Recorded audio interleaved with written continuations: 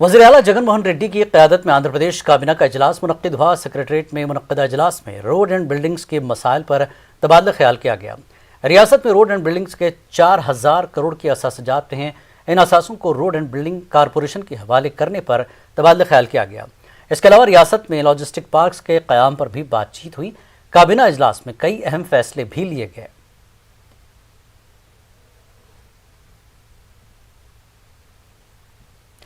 Tokyo Olympic में bronze medal हासिल करने के बाद पीवी सिंधु ने पहली मर्तबा विजयवाड़ा का दौरा किया। रियासती वज़रा और मकामी अवाम ने पीवी सिंधु का शानदार इस्तकबाल। श्रीनिवास वदीगर ने सिंधु को मुबारकबाद दी। उन्होंने कहा कि ओलंपिक में लगातार 2 मरतबा मेडल हासिल करना न सिर्फ आंध्र प्रदेश बल्कि मुल्क के लिए फ़ख्र की बात है। इस मौके पर सिंधु ने रियासती हुकूमत और मकामी अवाम का शुक्रिया अदा किया और कहा कि हुकूमत और आवाम की हौसला अफजाई की वजह से ही इन्हें मेडल हासिल हुआ है। वाज़ेह के जगन हुकूमत ने बैडमिंटन अकेडमी के क़याम के लिए पीवी सिंधु को शहर में 2 एकड़ अराजी फराहम की है।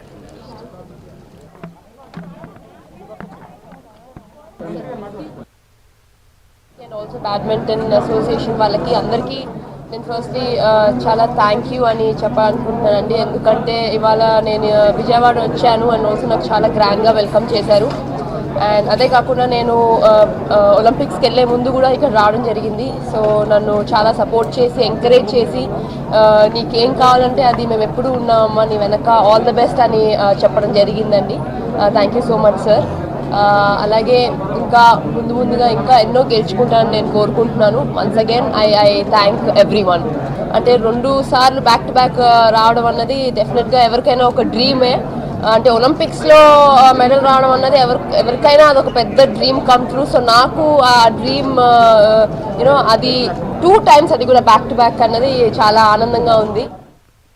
अपने दौरे विजयवाड़ा के मौके पर पीवी सिंधु ने वज़ीर आला जगन मोहन रेड्डी से मुलाकात की। वज़ीर आला ने पीवी सिंधु की शालपोशी की और नेक ख्वाहिशात का इजहार किया। पीवी सिंधु ने वज़ीर आला का शुक्रिया अदा किया। उन्होंने कहा कि हुकूमत ने मुलाजमतों में 2% स्पोर्ट्स का कोटा मुख्तस किया। बड़ी खुशी की बात है कि सिंधु ने कहा कि हुकूमत की जानिब से दी गई 2 एकड़ अराजी पर बहुत जल्द अकेडमी शुरू की जाएगी। इस मौके पर department of cultural and youth के स्पेशल सेक्रेटरी डॉक्टर रजत भार्गव व दीगर भी मौजूद थे।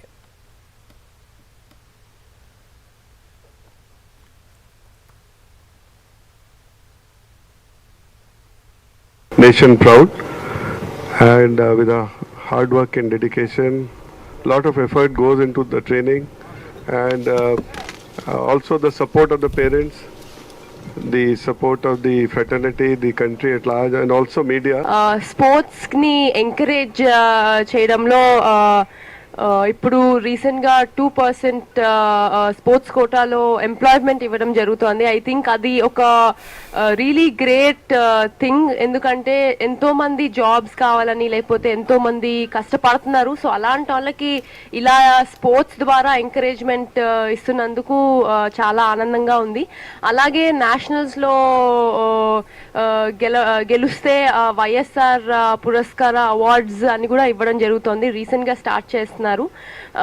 సో ఐ థింక్ అలాంటి అవార్డ్స్ రివార్డ్స్ ఇస్తే అథ్లీట్స్ కానీ స్పోర్ట్స్ మెన్ కానీ ఇంకా ముందుకి వస్తారు, ఇంకా ముందుకి వెళ్తారు. అలాగే ఇంకా ఎంతో కష్టపడి పైకి వస్తారని నేను కోరుకుంటున్నాను. I think it is a very good encouragement. Once again I thank the Andhra government for congratulating me and also encouraging.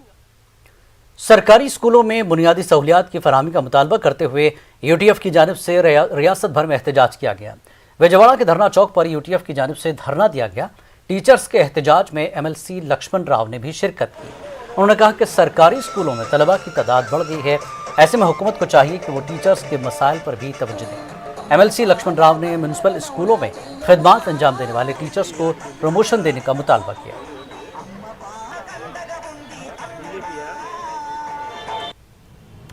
In Andhra Pradesh, urbanization largely taking places, especially cities like Vijayawada, Visakhapatnam, Kakinada, Rajahmundry, Anantapuram, Guntur.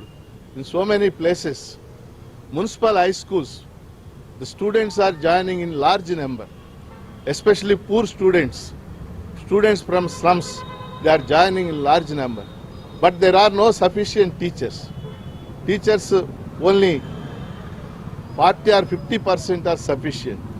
So we want upgradation of the teaching posts from HGT to school assistant, and we want PF for the teachers and other amenities, other infrastructure facilities we want. So that's why we are conducting a dharna on behalf of United Teachers Federation UTF in August 16 throughout the state.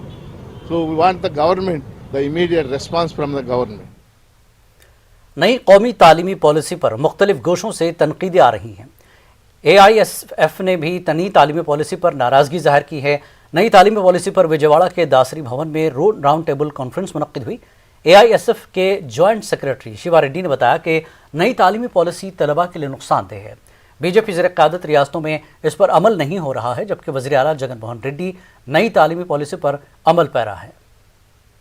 Today we oppose the new education policy because of BJP government not implemented in any 16 states, their ruling states, but YCP government started the implementation the NEP.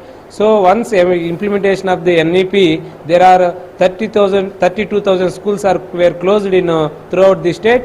So and also the nearly 5 kilometer schools are all pre-primary schools are merged into the high school level. So there are they because they cause the closing the schools where dropouts are increased to the throughout the states. So we are opposed to that NEP.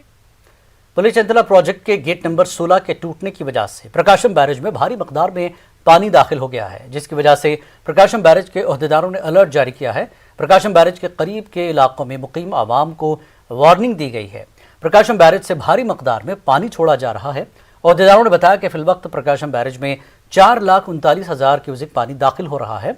इजाफी पानी को 70 गेटों के जरिए निचले इलाकों में छोड़ा जा रहा है।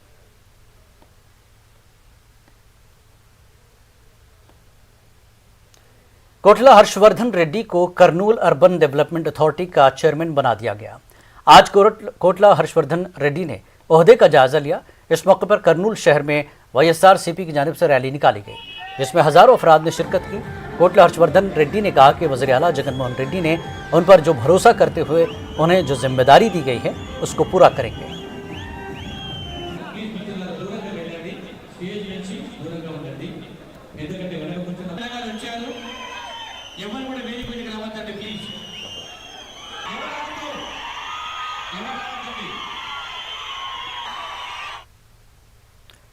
बायरेड्डी सिद्धार्थ रेड्डी ने आज sports authority of Andhra Pradesh के चेयरमैन के ओहदे का हलफ लिया।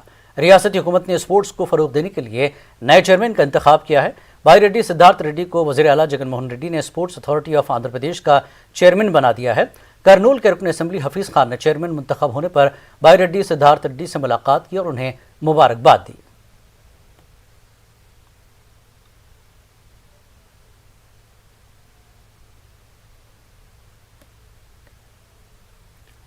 जगन हुकूमत में अक़लियतों और दलितों पर पुलिस का मजालिम बढ़ता जा रहा है। कल एक्साइज पुलिस ने शेख अली बादशाह पर शराब की गैर कानूनी मुंतकली का बेबुनियाद इल्ज़ाम आयद करते हुए बुरी तरह से पीटा, जिसकी वजह से शेख अली बादशाह की मौत हो गई। इस दौरान बीच बचाव करने वाले शेख अली बादशाह के भाइयों और मां के साथ भी पुलिस ने मारपीट की। अक़लियती हुकूक तंजीम ने पुलिस के रवैये पर नाराजगी जाहिर करते हुए महलूक के रिश्तेदारों को 1 करोड़ रुपए मुआवजा देने का मुतालबा किया।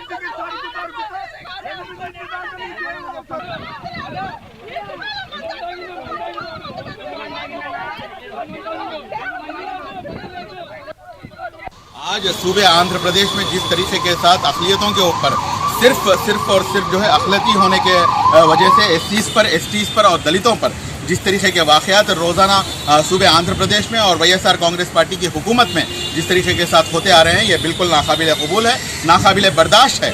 क्योंकि आज अलीशा नामी सिर्फ और सिर्फ जो है एक 25 साल 26 साल नौजवान उसने जो है कुछ शराब क्या बोलते हैं इलीगली ट्रांसपोर्ट कर रहा बोल के उसके ऊपर एलिगेशन डाले थे, लेकिन हालांकि उसके पास से किसी भी तरीके का शराब बरामद नहीं हुआ।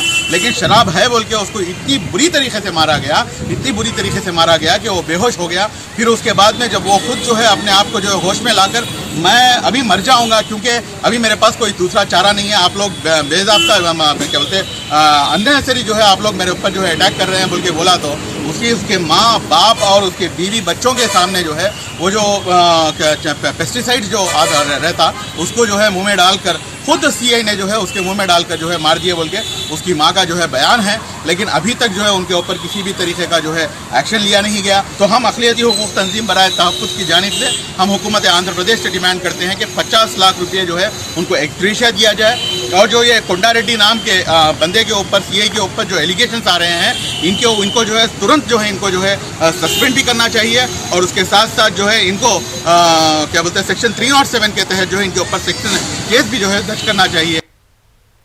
नेटवर्क 18 फेडरल बैंक संजीवनी गाड़ियां पूरे मुल्क में कोरोना वायरस से मुतासर अजला में गश्त कर रही हैं। वैक्सीन की अहमियत के हवाले से बेदारी लाने की हमारी कोशिशों को आपकी तायद की अशद ज़रूरत है। आइए एक नज़र डालते हैं कि संजीवनी गाड़ियां किन इलाकों में हैं।